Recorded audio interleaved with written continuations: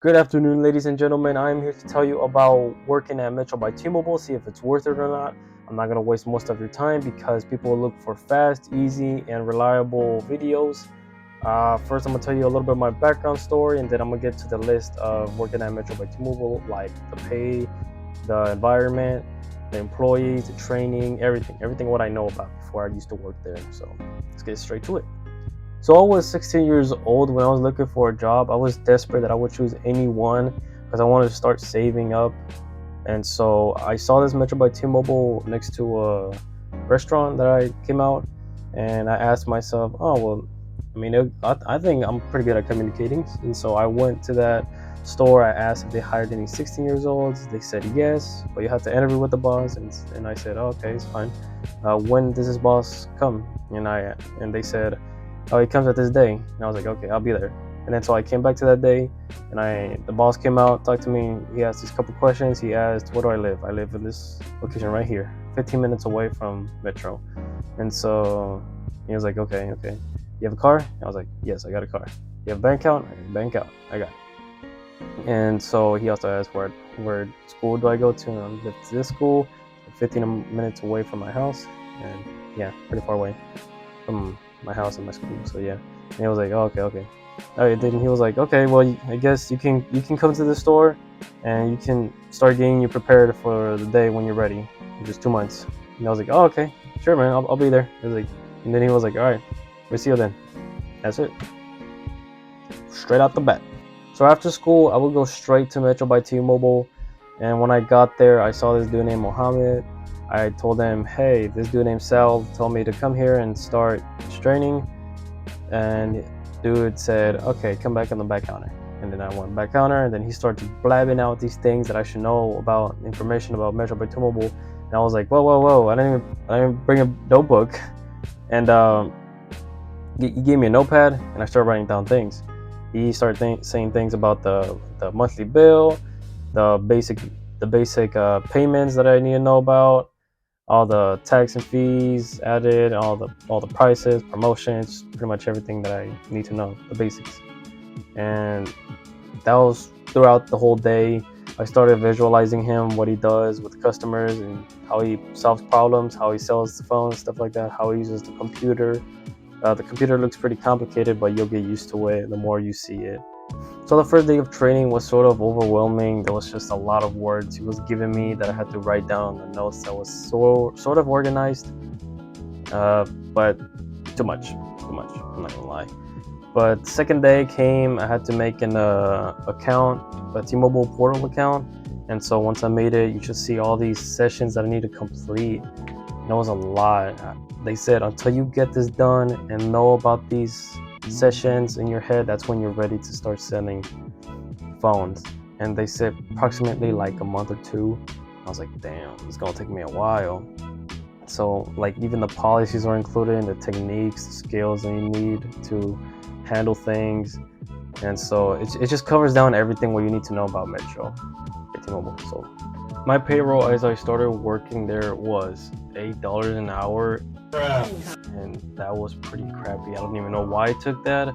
All I cared about was just getting some experience and just starting up small. But after I worked up better at selling things, they boosted my payment salary to 11. That was still pretty crappy back then, but it was something at least. For every 2 weeks, the paycheck comes in, and I would see like 150 or 200, 250 around there. That's how much I pretty much get. You have two employees working at the back counter always. You can't leave one of them alone in the sales floor. So you gotta always be participated on the front of the store.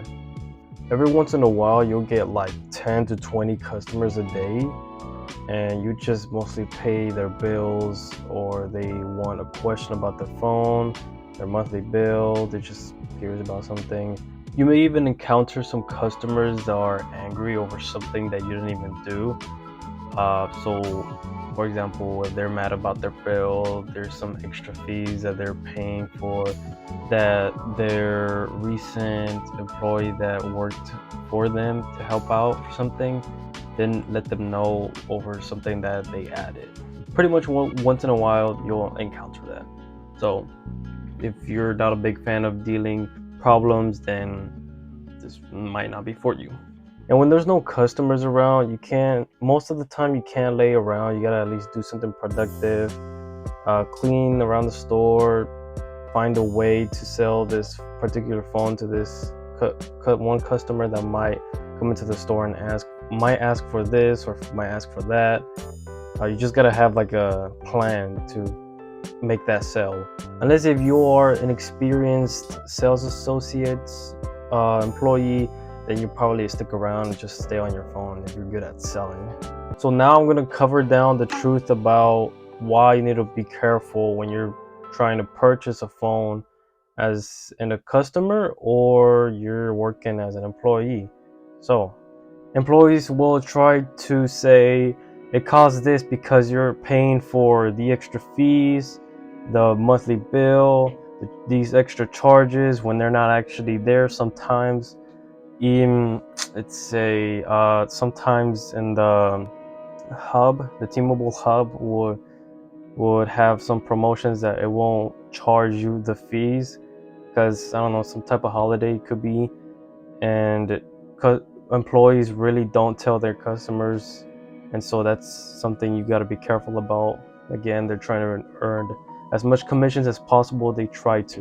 When you're doing the final purchase, they're gonna say, oh, here you go, this headset, it's free for you since you bought this phone, or this case comes with it, this screen protector comes with it. It doesn't come with it. They're charging you extra within the phone's price. Even if they make a lot of commissions or not, they're like making a small amount of portions of money for themselves, because let's say if you sell the $10 commission, you only get 10 cents. It turns to 10 cents instead. Or $100, it turns to $1. That's what commissions actually works in that store. That's what I was told as well. So it's pretty crappy to me, unless if you're a damn god selling phones, 10 devices for 100 commissions, and you're getting like $10 or whatever. But as a loyal customer, when you walk into the store, you always have to make sure that you look around on the displayed phones on the tables or on the walls.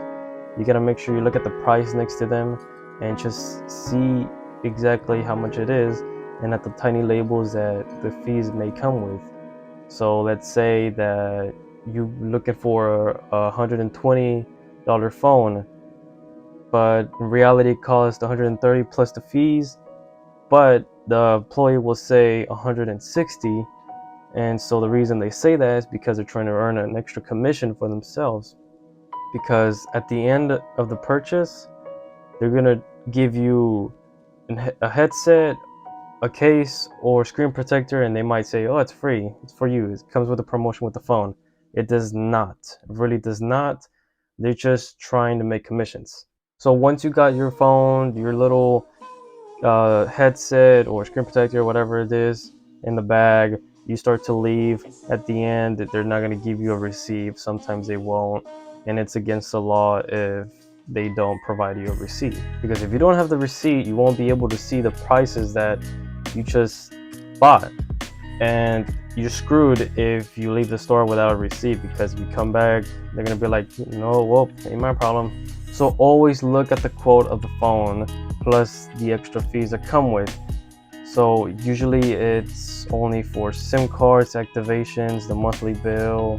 Depends if you're doing a new activation or you're just adding another account or just switching another device, but it all depends really. But it usually is the same way as it goes as the rest of the phones. Now, as an employee, they're trying to make it sound beneficial for the customers when it's not.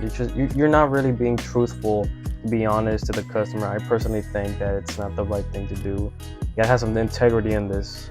Unless if you want to risk the chance of getting caught, then I mean, be my guest.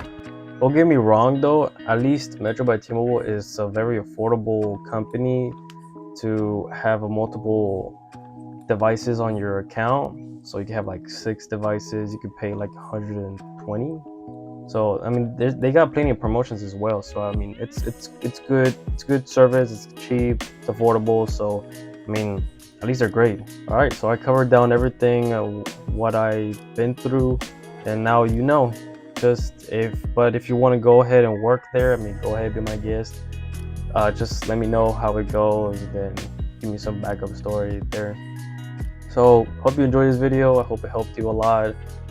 Just be careful, take care of yourself. Don't let anyone disrespect you, because back there, I sorry I got disrespected. They were just being disrespectful back then. But yeah, just take care of yourself. Yeah.